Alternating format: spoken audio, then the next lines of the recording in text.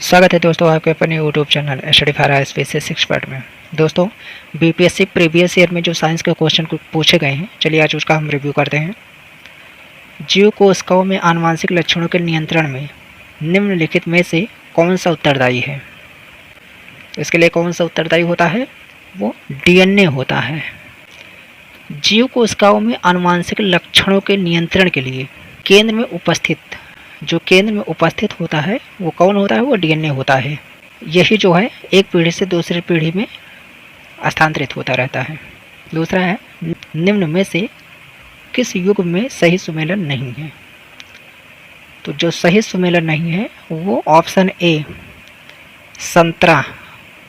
संतरा जो प्राप्त होता है वो किससे? विटामिन सी से प्राप्त होता है। टेफ्लॉन निम्नलिखित में से किस एकल का बहुलक है?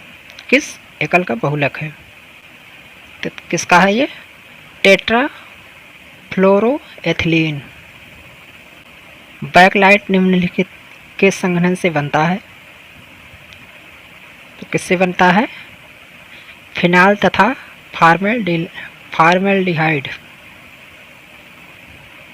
निम्नलिखित में से किस विटामिन को अंगोकल्सिफेरॉल कहते हैं? तो किसको कहते हैं? D2 को, ऑप्शन ए। निम्नलिखित में से कौन सा युग्म सही सुमेलित नहीं है? तो जो सही सुमेलित नहीं है वो कौन सा है? टेकोफेरॉल बेरी, ये सही सुमेलित नहीं है क्योंकि बेरी रोग होता है विटामिन B1 की कमी से। इंसुलिन है, तो इंसुलिन क्या है? एक प्रोटीन है। इंसुलिन चलिए जान लेते हैं क्या होती है। इंसुलिन जो है वो अग्नाशय के एक भाग लैंगहैरस की द्वीपिका के बीटा कोशिका से स्रावित एक क्या है? हार्मोन है। रासायनिक दृष्टि से यह एक पेप्टाइड यानी प्रोटीन है जो शरीर में ग्लूकोज की मात्रा को नियंत्रित करता है। ठीक, इसकी खोज किसने की थी? तो इसकी खोज बैटिंग और बेस्ट ने की थी। इसके अल्पश्रवण से डायबिटीज तथा अतिश्रवण से हाइपोग्लाइसीमिया रोग होता है। निम्नलिखित में से कौन प्रतिजैविक औषधि है? तो कौन सा है? क्लोरैम्फेनिलॉक, ऑप्शन सी।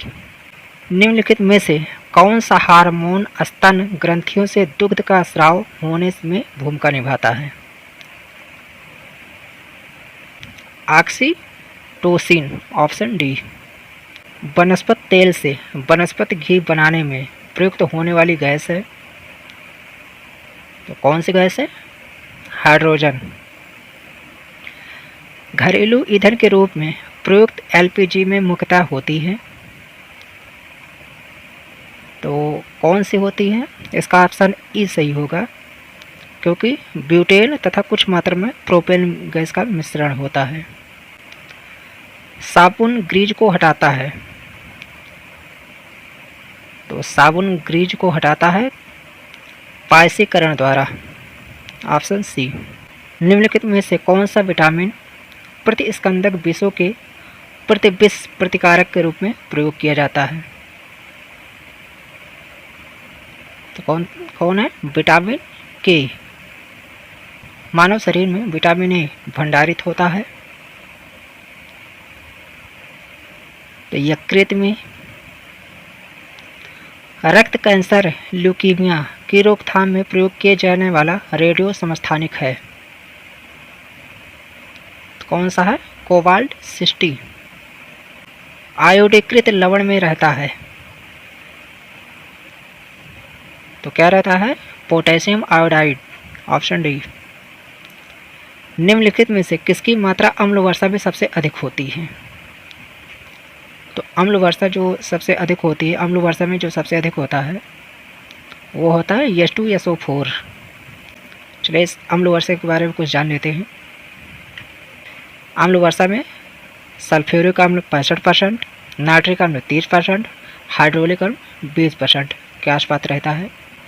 सल्फर डाइऑक्साइड तथा नाइट्रस ऑक्साइड वायुमंडल में उपस्थित ऑक्सीजन तथा जल से अपक्रिया कर क्या बनाते हैं? सल्फ्यूरिक अम्ल बनाते हैं। सल्फ्यूरिक अम्ल का जो सूत्र है वो H2SO4 तथा नाइट्रिक अम्ल HNO3 बनता है। ठीक है, जो क्या होता है, अम्ल वर्षा पृथ्वी पर जिसे अम्ल वर्षा कहते हैं, सिंपल सी बात जान लीजिए। गॉड पार्टिकल है, तो क्या है, Higgs boson, option B. Higgs boson जो है वो आधुनिक भौतिकी का एक मूलभूत कण है।